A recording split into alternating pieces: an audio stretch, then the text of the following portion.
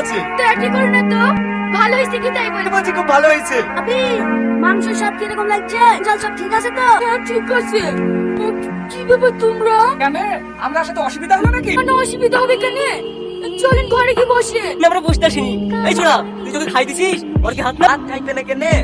রান্না করছে তো, হাতে নোংরা লেগে আছে, তাই একটু খাই দিছে। এই শালা, তুই বকে আমি কোন খাইছি? লোকে খাওয়াবে কি করি? ও বাড়িতে থাকে নাকি? সবসময় দেখি নেই বই থাকে। আগে ভিডিও কে টাকা দেখো। ও শালা, এই কেউ গায়ে হাত দিবে না।